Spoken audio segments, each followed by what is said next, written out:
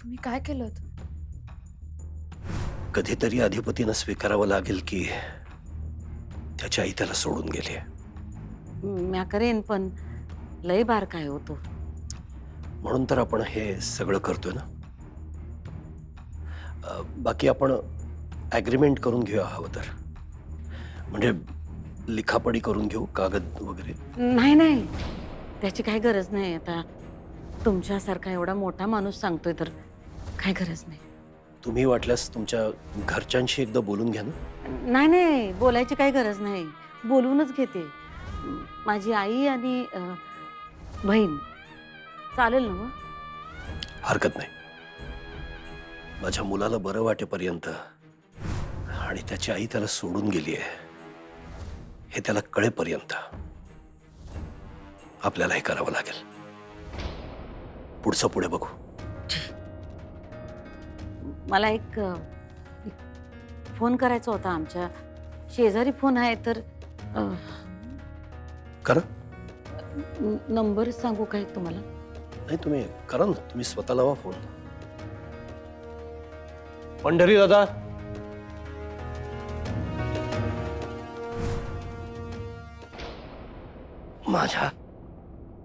माझ्या सगळ्या अटी मी तिला स्पष्टपणे सांगितल्या. तिने सगळ्या अटी मान्य केल्या आणि मग ती या घरात राहायला लागली. तिच्या पाठोपाठ ती नतद्रष्ट बहीण आली, तिची आई आली. तिची आई खरंच चांगली बाई आहे. तिनं खूप केलंय माझ्यासाठी. मी माझी बायको गेल्याच्या दुःखात आणि कामात बुडालो होतो. त्या भुवनेश्वरीने अधिपतीला खरंच खूप जीव लावला. खूप माया करायची त्याच्यावर, प्रेम करायची, त्याची काळजी घ्यायची. मला दिसत होतं, सगळं कळत होतं आणि अधिपतीलाही तिचा लढा लागला होता. अधिपती खुश आहे हे बघून मला बरं वाटत होतं. एक गोष्ट कबूल करायला लागेल की भुवनेश्वरी पहिल्यांदा घरात आली तेव्हा तिनं या घरासाठी, माझ्यासाठी, अधिपतीसाठी खूप केलं. या घराला तिनं आपलं मानलं. माझ्या पोरक्या मुलाला आपलं मानलं. त्याला आईची माया दिली. मी हळूहळू निश्चिंत होत गेलो ग. माझ्या मनावरचं ओझं हलकं होत गेलं. भुवनेश्वरीनं माझं एक फार मोठं काम केलं होतं.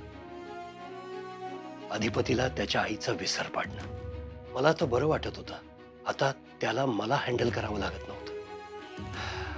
अधिपतीला भुवनेश्वरीच्या हाती सोपवून मी स्वतःला पूर्णपणे कामात गुंतवून घेतलं. चारूच्या मृत्यूशी डील करण्याचा माझा तो एक मार्ग होता. आणि खरंच भुवनेश्वरीनं अधिपतीला खूप छान सांभाळलं आणि त्यामुळं अधिपतीची सगळी जबाबदारी मी भुवनेश्वरीवरती सोपवली. गाफील राहिलो आणि ही माझ्या आयुष्यातली सगळ्यात मोठी चूक ठरली. याची फार मोठी किंमत चुकवावी लागली आहे मला. म्हणजे मी भुवनेश्वरीशी चांगलं वागायचो, मोजकं बोलायचो, कामापुरतं असायचो. पण आता हळूहळू तिची अपेक्षा वाढायला लागली. तिला माझ्या आयुष्यातलं बायकोचं स्थान हवं होतं, जे मी तिला कधीच देणार नव्हतो. आजवर तुमच्या वडिलांनी कधी आम्हाला बायकोचं स्थान दिलं नाही. कवा आमच्याशी नीट बोलले नाही. फक्त हल्ले केले आमच्यावर. आम्ही हे सगळं सहन केलं, जिवंत राहिलो. ते फक्त तुमच्या मायेपोटी अधिपती. तुम्ही जर आमच्यापासून दूर गेलात नव तर आमच्या जगण्याला काही अर्थच उरणार नाही. असं का बोलायला आज तुम्ही? का कुणास ठाऊक अधिपती. आम्हाला सारखं असं वाटतंय की कवा तरी तुमचे वडील घडाघडा बोलायला लागतील. मग ते कोर्टात जातील, आमच्यावर केस टाकतील आणि आम्हाला हात धरून या घराबाहेर काढतील. असं बरं करतील ते. तुमच्या आणि त्यांच्यामध्ये मी आहे की तो बाबा. या घरात रुळली होती. आता घरात वडीलधारं कोणी नव्हतं तिला जाब विचारणारा. हळूहळू घराचा सगळा कारभार ह्या भुवनेश्वरीकडे गेला आणि मलाही त्यात काही वावगं वाटलं नाही. ती माझ्यासाठी पैसे घेऊन काम करते या भ्रमात मी होतो. म्हणजे जसा पंढरी काम करतोय जसे घरातले बाकीचे नोकर काम करत होते, तशीच भुवनेश्वरी सुद्धा माझ्यासाठी काम करत होती. पण तिच्यासाठी ते तसं राहिलं नव्हतं. अधिपती तिच्या पूर्णपणे अधीन झालेला होता. त्यामुळे दिवसेंदिवस तिच्या अपेक्षा वाढायला लागल्या होत्या. ती स्वतःला खरी खरी अधिपतीची आई मानायला लागली होती. आता तिला या घरामध्ये मानाचं स्थान हवं होतं. तिला मोलकरीण नाही, तिला मालकीण व्हायचं होतं. तिला तर कायद्यानं त्याच्या आईचं स्थान हवं होतं. मी आधी तिच्याकडे दुर्लक्ष केलं कारण ते माझ्या सोयीचं होतं. पण नंतर ती मला हक्क मागायला लागली. मग मी हादरलो, जागा झालो. तिच्या या असल्या अपेक्षा मी कधीच पूर्ण करणार नव्हतो. तात्पुरती ऍडजस्टमेंट म्हणून मी तिला या घरात आणलं. ती कायमची जागा मागायला लागली. तिच्या या असल्या अपेक्षा मी कधीच पूर्ण करणार नव्हतो. कधी कधी असं वाटायचं की तिला हाताला धरावं आणि घराच्या बाहेर हाकलून द्यावं. पण मी तेही करू शकत नव्हतो. कारण अधिपतीशी तिनं घट्ट नातं निर्माण केलं होतं. भुवनेश्वरी जे म्हणेल अधिपती तेच करायचा. आणि तिच्या सहवासात राहून अधिपतीची भाषा बदलायला लागली. तो तिच्यासारखा वागायला लागला. तिच्या विचारांचा प्रभाव त्याच्यावर पडायला लागला. हळूहळू मला जाणवायला लागलं की अधिपती फक्त चुकीची भाषा नाही, चुकीची धोरणं सुद्धा अवलंबतोय. त्याला शाळा आवडेनाशी झाली. याचं कारण त्या बाईला शाळेबद्दल प्रेम नव्हतं. हळूहळू माझ्या लक्षात आलं की माझ्या हातातनं सगळं निष्ठून जायला लागलंय. आणि मला त्या बाईच्या प्रत्येक गोष्टीचा, तिच्या अडाणीपणाचा, तिच्या असंस्कृतपणाचा त्रास व्हायला लागला, राग यायला लागला. कारण माझ्यासाठी, माझ्या चारूसाठी शिक्षण खूप महत्वाचं होतं. मी अशा एका बाईला माझ्या घरात आणलं ज्याला शिक्षणाचा तिटकार आहे. भुवनेश्वरी आणि माझी चारू यांची बरोबरी कधीच होऊ शकत नव्हती. कारण चारुलता ही MA लिटरेचर होती. तिचं भाषेवर खूप प्रेम होतं. तिला वाचनाची, पुस्तकांची आवड होती. तिला वाटायचं अधिपती उच्च शिक्षित व्हावाच, पण तो एक चांगला माणूस व्हावा. त्याच्या अगदी लहानपणापासून त्याची भाषा, त्याचे उच्चार चांगले असावेत यासाठी प्रयत्न करायची ती. बोल बाळा.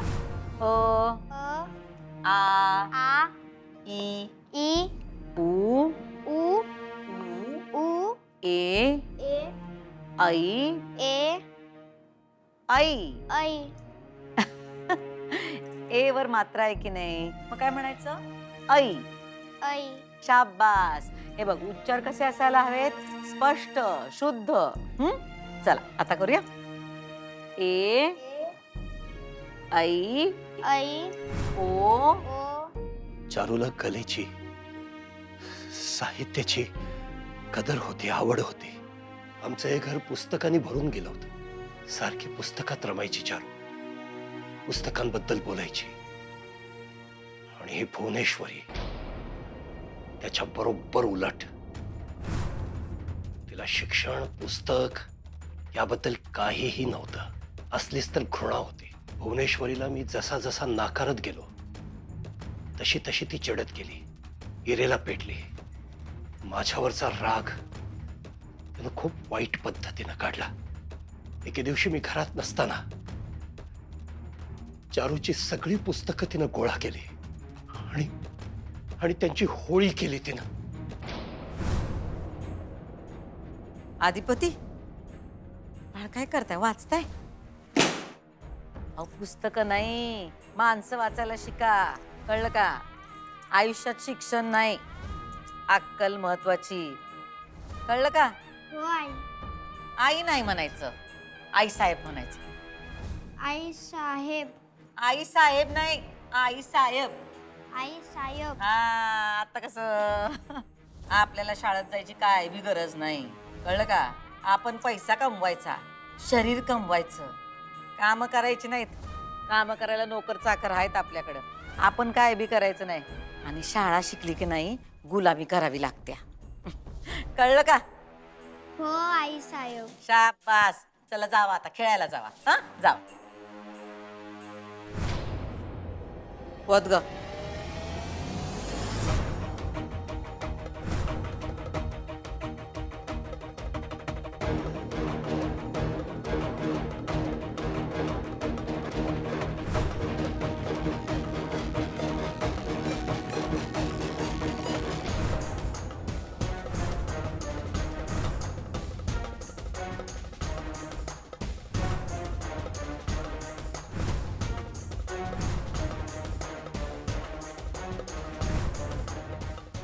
बापरे, त्यांनी त्यांनी पुस्तकं जाळली. चारूच्या त्या खजिन्याची तिनं राख केली. ती फक्त पुस्तकं नव्हती अक्षरा, माझ्या चारूचा जीव होत. या बाईने तिचा जीव चालला.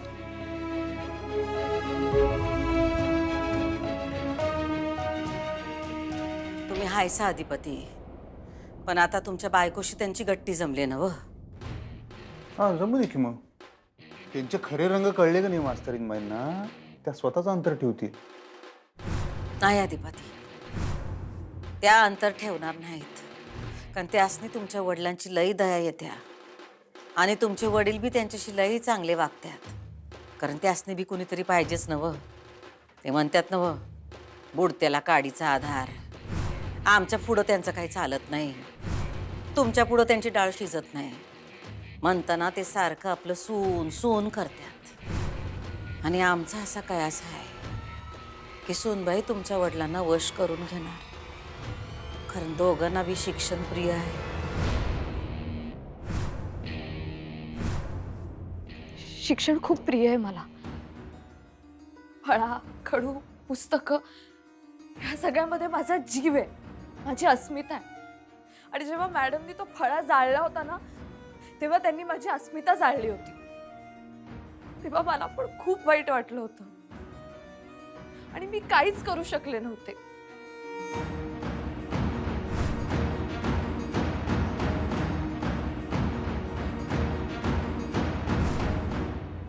पण मी केलं तेव्हा. म्हणजे ह्या भुवनेश्वरीनं जेव्हा चारूची पुस्तकं जाळली, मी तिला जाब विचारला, खडसावून विचारला. खूप दिवस मी तिचं वागणं सहन करत होतो. त्या दिवशी स्फोट झाला. मी त्या बाईला तिची जागा दाखवली. तिला हाताला धरले आणि घराच्या बाहेर हाकलत होतो. अधिपती मध्ये आला. त्यानं तिच्या पायाला मिठी मारली आणि म्हणाला, बाबा तुम्ही जर आई साहेबांना बाहेर काढलं तर मी पण बाहेर जाईल. आता एक सेकंद माझ्या घरात थांबायचं नाही.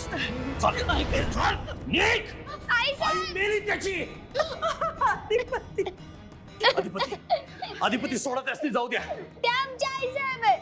अधिपती हो, तुमची आई नाही ती. ऐका माझं. त्या आमच्या आई साहेब नसतील तर मी आम्ही तुमचा मुलगा नाही. अधिपतीसाठी त्या बाईला मला पुन्हा घरात घ्यावं लागलं. पण मी तिच्या शेपटावर पाय दिला होता. आता नागणीसारखी फुतकारायला लागली ती. म्हणजे मी अधिपती समोर कधी रडायचो नाही, त्याला काही जाणवू द्यायचो नाही.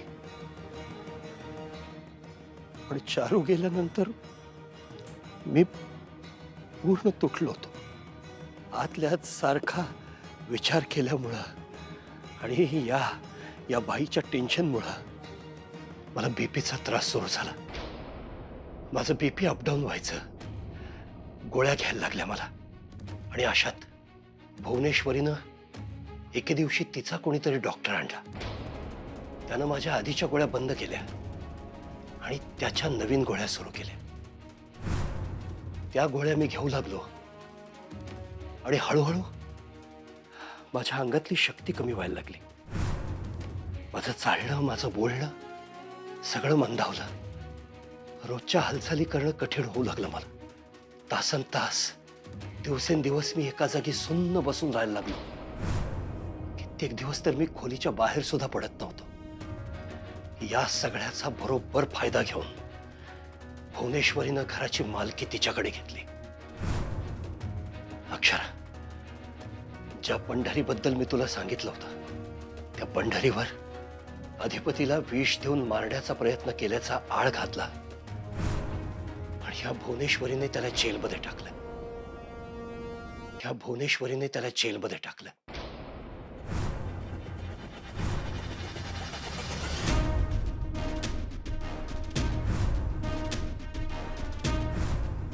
कुठं आहे तो पंढरी?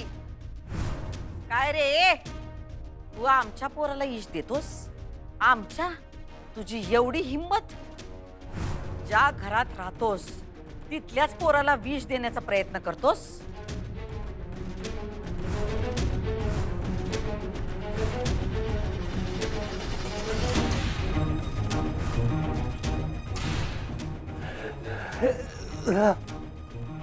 नको नको नको वहिनी साहेब. कोण वहिनी साहेब? कुणाच्या वहिनी साहेब? तर कोण वहिनी साहेब नाही. आम्ही सरकार आहोत, थोरलं सरकार.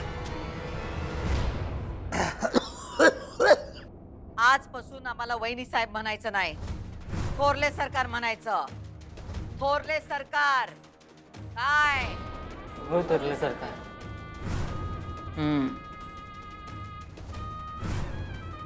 या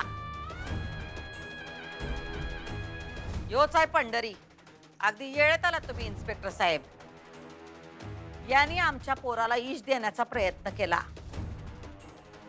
टाका त्याला जेलमध्ये. चांगली 10-15 वर्ष तरी बाहेर आला ना पाहिजे. मी काय नाही केलं, मी काय नाही केलं, मी काय नाही केलं.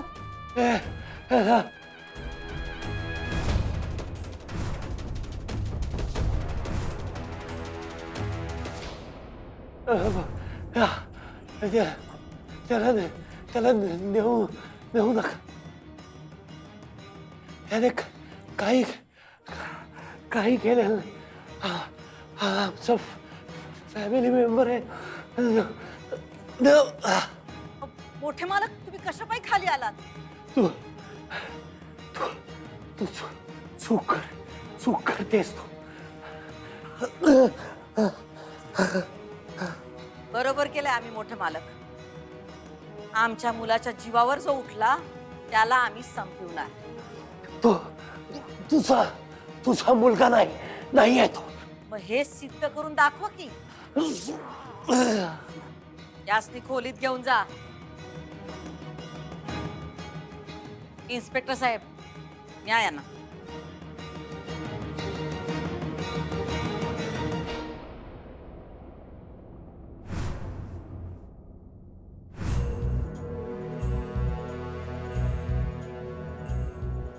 ये दुर्गे.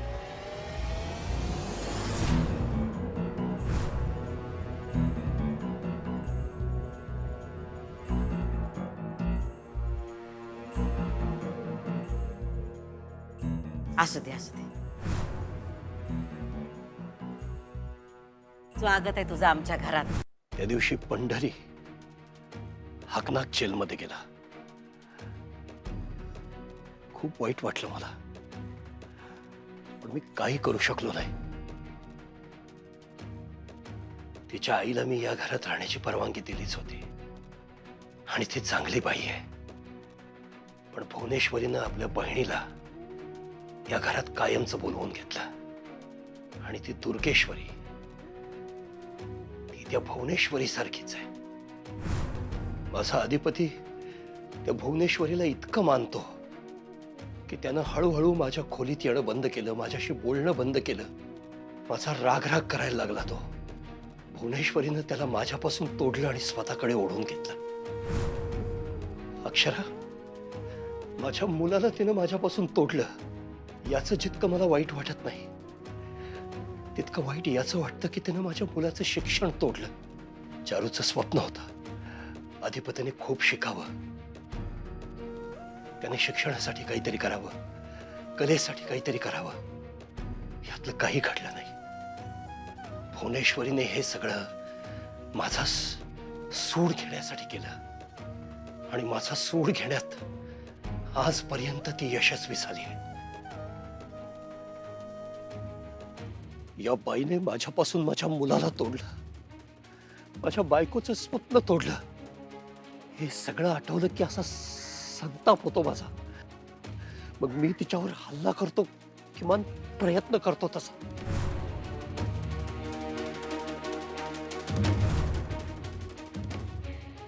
पण बाबा, हे सगळं अधिपतींना माहिती आहे का?